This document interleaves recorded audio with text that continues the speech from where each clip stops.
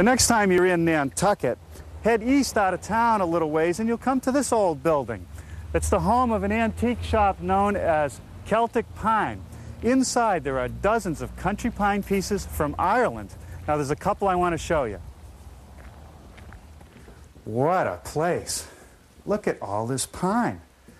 I haven't seen this much pine since we were in England a few years ago. And who would have thought you could find all these pine pieces right on Nantucket? This is quite a piece. It's called a dowry chest. It's one piece from here right to the floor. Beautifully dovetailed on the corners. And I suppose if you were to marry this woman, you would have been considered quite lucky. And look at this piece. Plenty of wormholes. This sure looks old. Now I'm told that these pieces are acquired in the countryside in what they call in the paint, covered with dozens of layers of paint, and often the colors are quite hideous. Then they're sent to a stripping shop to take off the finish. Any repairs might be made, and then it's covered with layers of wax. Also, I've been told that this fretwork you see along the top will say that this is an Irish piece, distinguishing it from an English piece. Ooh, and look at this corner cupboard. Nice dental molding, flat panel doors, plenty of storage room inside, and some more of those decorative cuts. That's a nice piece. And next to it, a big armoire. But this is the piece I wanted you to see. We're always looking for small tables, and this one's just right. About 32 inches in diameter, has tapered legs, mortise and tenon joints on the rails. In fact, it looks a little bit like a shaker piece. I wonder what they want for it. Ooh, $700. That's the starting price. I know I can get 30%.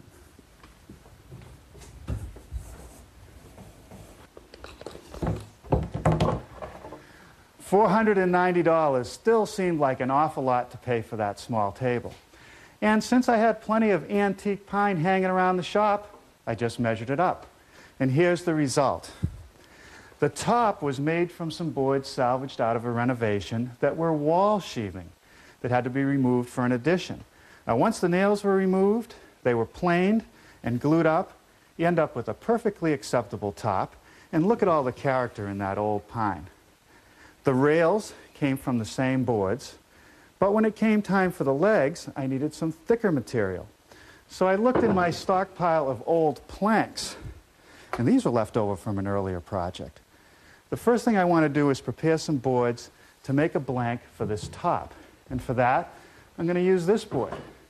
Now this was a floorboard in an attic. And these are often the best boards that you can find during a rehab. It's been sitting around for a while, so the first thing I want to do is check the moisture content. My moisture meter has no probes. It sends some kind of radio frequency or wave through the wood and gives me a moisture reading. And here we're reading just under 6%, which is perfect for making a piece of furniture. First thing I want to do is rough out this board and cut some lengths, a little over 3 feet long. So we'll just square a line across. It's 1, 2, 3 pieces should be enough for our top. Now before we use any power tools, let's take a moment to talk about shop safety. Be sure to read, understand, and follow all the safety rules that come with your power tools. Knowing how to use your power tools properly will greatly reduce the risk of personal injury. And of course, when you're wearing long sleeve shirts, be sure to roll them up so that your clothing will not get caught in the tools. And remember this, there is no more important safety rule than to wear these safety glasses.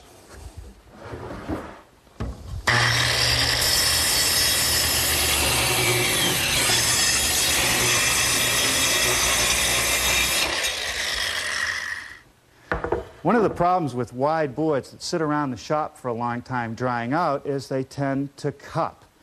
Now I want to surface this board and make it smooth, and if I run it through my planer, set at the highest amount, I'm going to remove material off the middle, and when I flip it over, I'm going to remove material off the edges. The problem with that approach is that I'll have a thin board for the top in the end. Now if I set the planer so it'll compress the board as it goes through, that's fine, except I'm still going to end up with a cupped piece of wood. There are a couple solutions. One would be to rip the board in half. The problem with that is that I end up with two boards instead of a nice wide board. Another way to do it would be to make a kerf cut almost all the way through to relieve the pressure, thus making the board flat, and we'll still have a wide board in the end. So I've set up my finished blade in the table saw, and the first thing I want to do is clean up the edges, removing the tongue and groove, the unusable material. Now I want the depth of the kerf to be about halfway through the board, and I want to set the fence right at the height of the crown.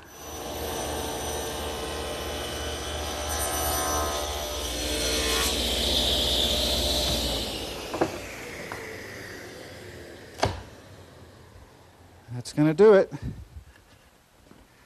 Now I'm ready to run it through my surface planer, and I've set the adjustment to take off about a 32nd of an inch. As I start to feed the board into the planer, I want to push down on that crown so that it goes under the in-feed roller.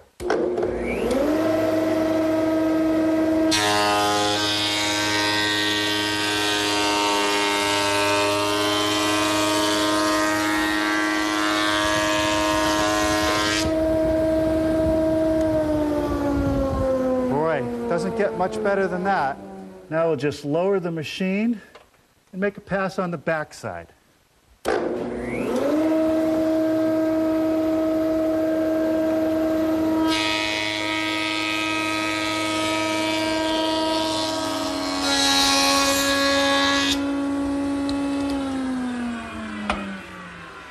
With the board surface planed, I can now joint the edges so that they're perpendicular to the face and perfectly straight. Okay, that's just about perfect. Now to reinforce the joint, I'm going to use some biscuits. So I want to lay out for the slots about every 7 or 8 inches.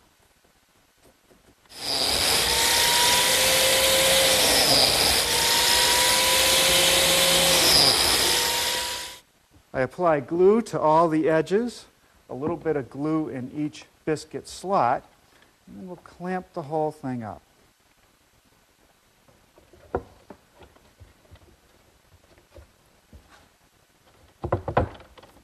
There's one more thing I want to do before I set this aside to dry, and that's to fill those kerf cuts. I'm going to use this filler material. It's 2 parts. There's the main material, and the white is a hardener that has to be mixed in. And what this is going to do for me is that it's going to fill that kerf, because there's not much material left on the face side.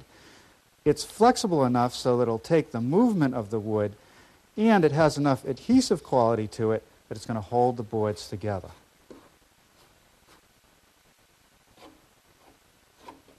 It takes a little while to fill those kerfs, but once that's done, we can set it aside to dry. And later, we'll cut the circle out of it. That's going to make a nice top.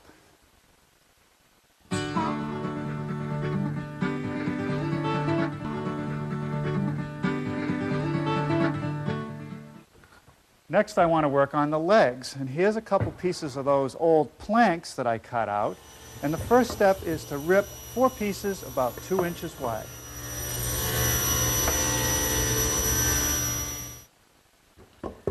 The next step in this process is to joint one face so that it's perfectly flat.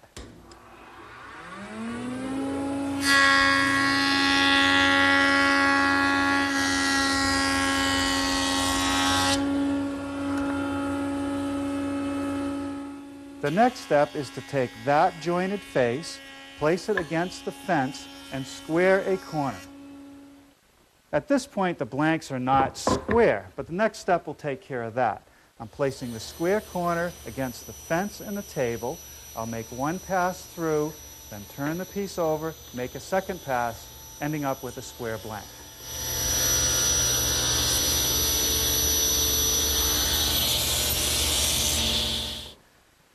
The last step in the process is to surface plane the sawn edges, and that will give me a blank that's straight, smooth, and square.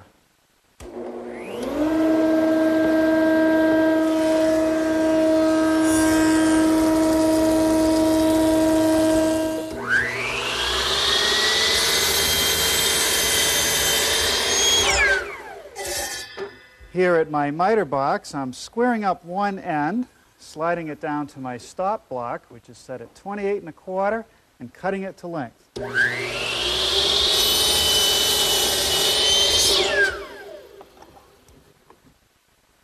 These pieces of salvage timber will become the rails that'll support the top and join the legs together. They need to be surface planed, jointed, ripped to width, and cut to length.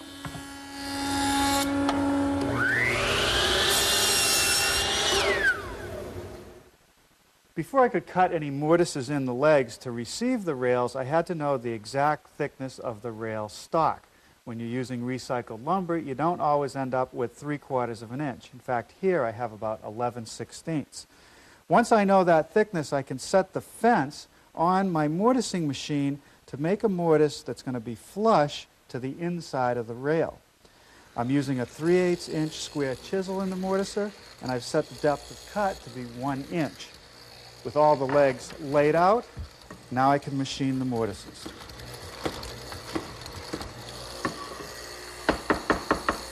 Now each leg needs 2 mortises on adjacent faces. With the same setup, I just turn the leg around so that the end is facing in the other direction and mill the next mortise.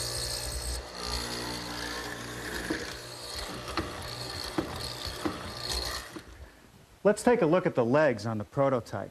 From the very top to just below the rail, they're straight.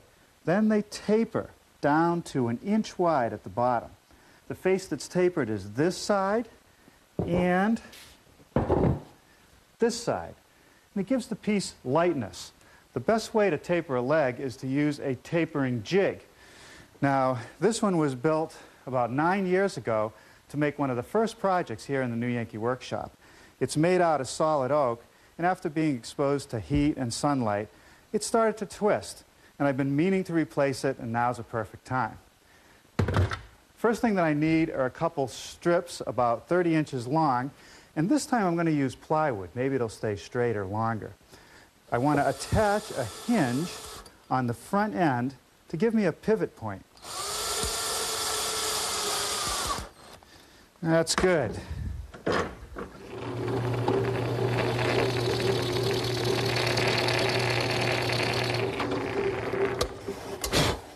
That counterbore will conceal the head of a carriage bolt. Okay, that's going to be deep enough. Now we'll drill a through hole.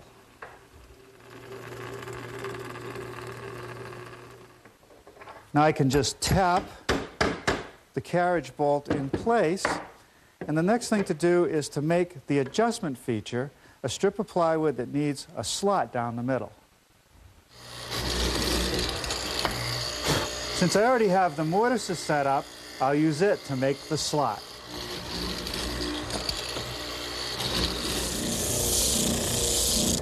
Well, we might as well round the corners, more for aesthetic reasons than anything else. One end of the slider gets fixed to a leg of the jig with a screw.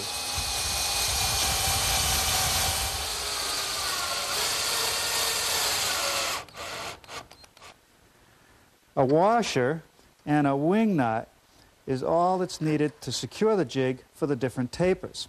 One last thing is to put a stop at the very back edge, secured with just a couple screws.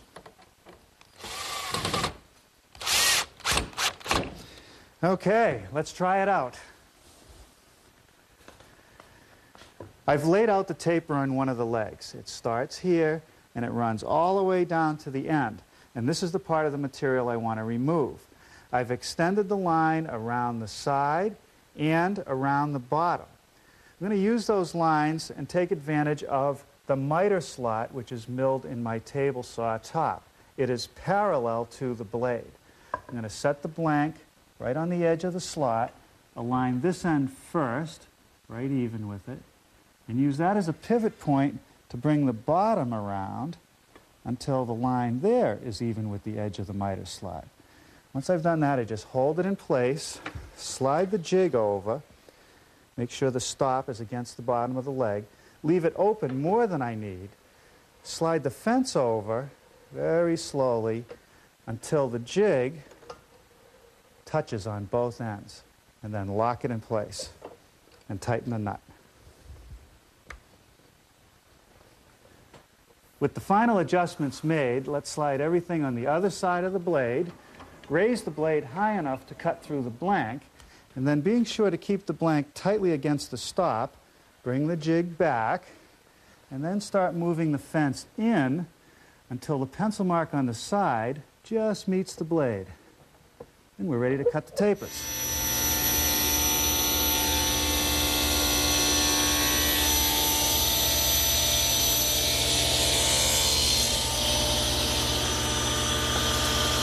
Perfect every time. Now here's a couple tips to make sure that I get the tapers on the right side of each leg. I always taper the sides with the mortises. And here's the procedure I like to use. One mortise goes down and one goes towards the blade for the first pass. For the second pass, I just rotate the blank 90 degrees and make the second cut. If I follow those procedures, I'll have the taper on the correct side every time.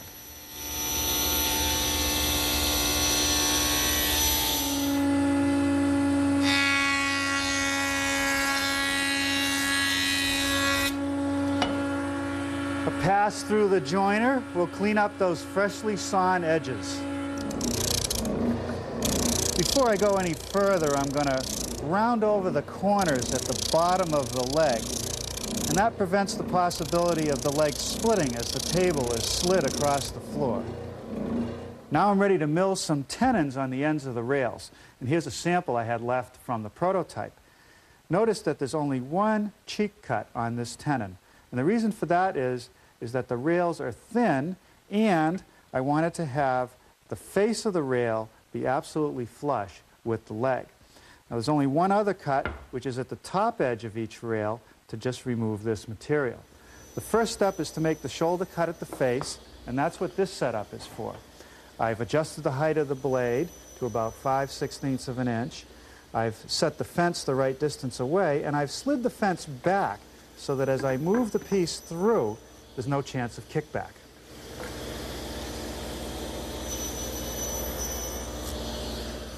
Using a gauge, I'm going to raise the blade to a 1/2 inch to make the shoulder cut at the top of the tenon, and then nibble away the rest of the material. Here I'm ready to make the cheek cuts for the tenons using my tenoning jig, which is a device designed specifically for that purpose. It holds the piece vertically as I push it through the blade. Now I'm flipping over the prototype table so I can show you how the top is secured to the base. I use small wooden clips that fit into a groove cut in each rail. Now it's important that that groove stop just before it gets to the leg, otherwise it'll remove part of the tenon. The tool to do that is the router table. I've set up the router table with a 3/8 inch straight cutting bit, a 1/4 inch above the table, and I've transferred lines back to the fence. I want to drop the piece down with the leading line, even with the shoulder cut, slide it through, and stop on this line.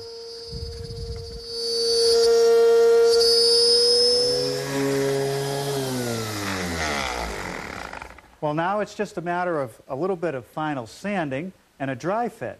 We'll easily finish this table tomorrow.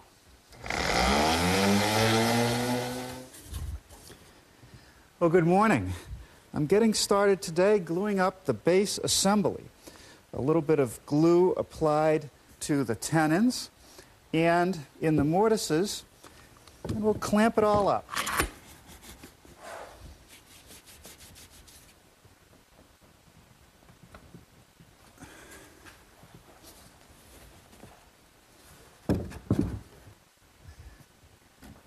Okay, we'll set this aside to dry and start working on the top. With the blank for the top out of the clamps, I've just drilled a 1/4 inch hole, which will be the pivot point to cut the circle. To cut the circle, I use my bandsaw with this homemade jig. Just a piece of plywood attached to the table, and as you can see, there are several holes for different diameters that I've used. Today we're at 18 inches. All I have to do is take my blank, drop it over the dowel pin in the jig, And we should be able to just spin it around and cut the circle.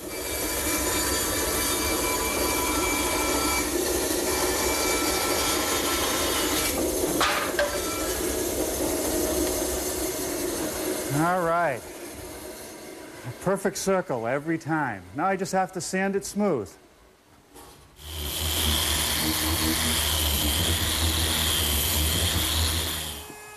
To ease the edges for the top, I'm going to use a 1/4 inch radius roundover bit, edging both the top and bottom corners. Using this piece of 1-inch square stock, I can make the clips that secure the top. I've set up the rip fence and the saw blade to make a rabbet. I'll do both ends and then I'll trim the pieces at the miter box.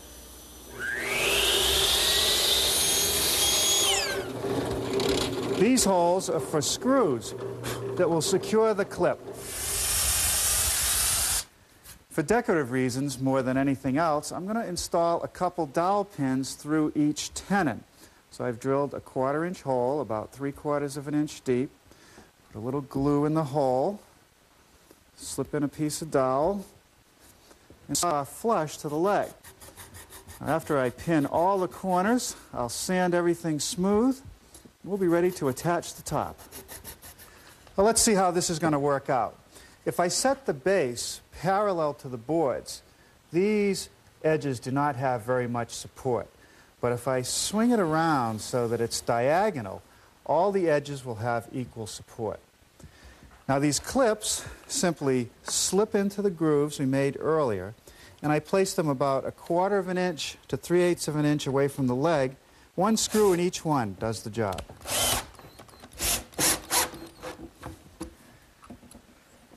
Well, all right. I think that turned out pretty well. This piece is ready for some finish.